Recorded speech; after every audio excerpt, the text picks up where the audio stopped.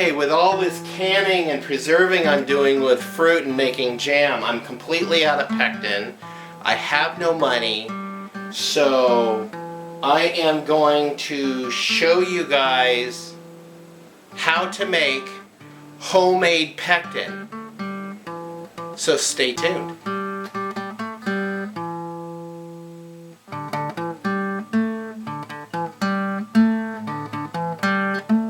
Hi, welcome back to Pine Meadows Hobby Farm. I'm your host, Jerry Hansen. We're over here at Acorn Acres, just a mile down the road from my kitchen, and we're standing in the apiary over here. But we're not here about bees. We are actually here about harvesting homemade pectin.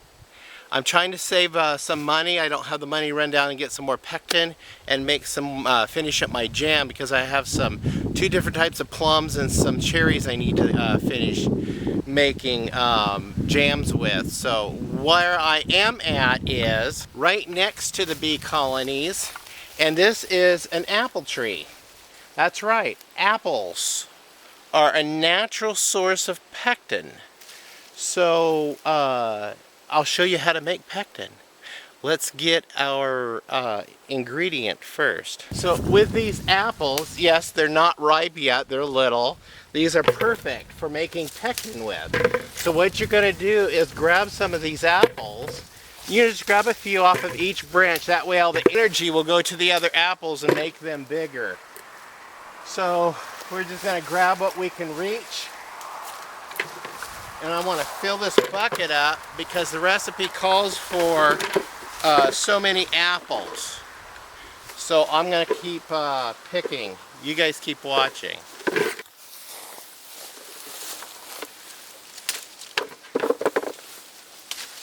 Best estimate is this apple tree is over 100 years old. Okay, I got enough apples. So now we're going to head back to Pine Meadows Hobby Farm and go back into the kitchen, and we're going to make some pectin. Okay, be sure you sterilize your canning jars that you're going to be putting this pectin into first, and that way they'll be ready when you start processing your pectin.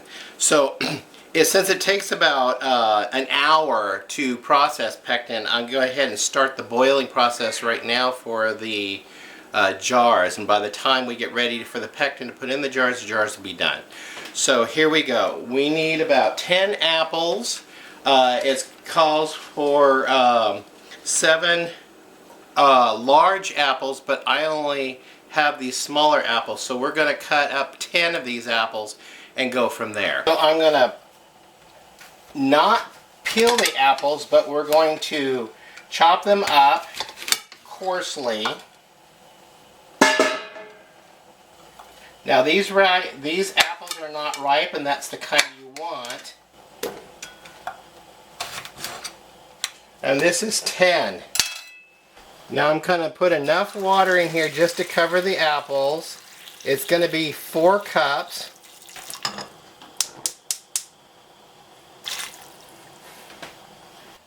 And we're doing 2 tablespoons of lemon juice. I'm going to let that come to a boil, and we're going to boil it for 40 minutes. So I'm going to go ahead and take my timer and set it. It's on my desk in the office. And once it comes to a boil, we'll start it. We'll boil it for 40 minutes, and then we'll come back. Okay, we're setting up the next step in getting ready to strain the apples. We have some cheesecloth here in a colander. And it's going to be drained into a metal bowl. The contents of that metal bowl will be dumped back into the boiling pot, and then we'll boil it for an additional 20 minutes. If you don't have cheesecloth, don't fret. A simple white t-shirt will do the trick as well. Okay, once we've covered the apples with the water, we're going to bring the pot to a boil. Once it's gone to a boil, put a lid on it. We're going to reduce the heat and let it simmer on low for 40 minutes. And what we're going to end up with is a sticky goo on the bottom of the pan, and that's what we're after. Okay, it's time to process this porridge.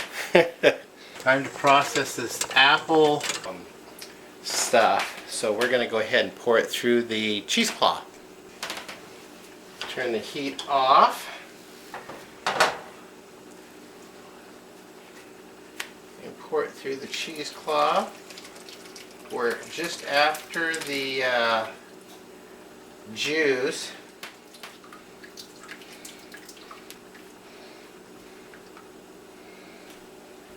What I'm going to do is pour that juice back in there.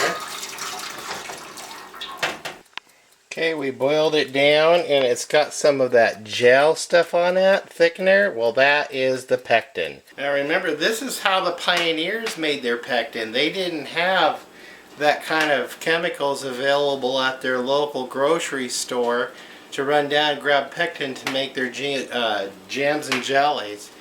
They knew how to make their own from apples. Something simple as that.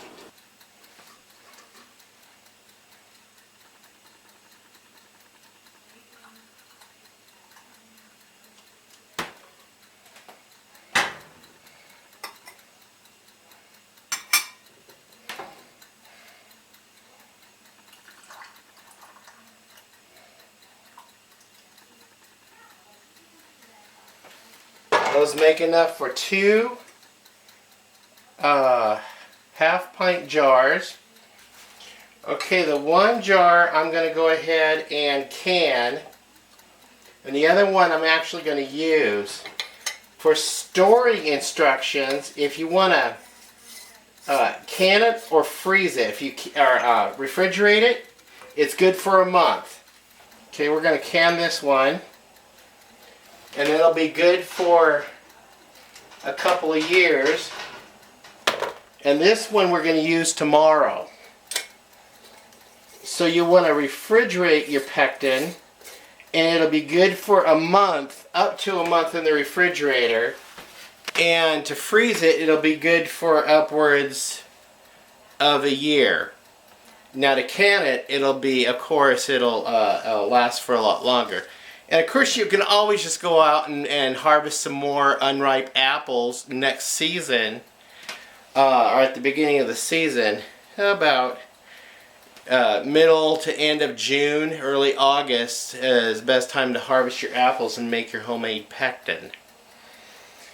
So we're going to go ahead and can that. I'm going to go ahead and conclude this video. I hope you guys like this tip for free pectin. After all, I think it's like upwards of $4 a box now.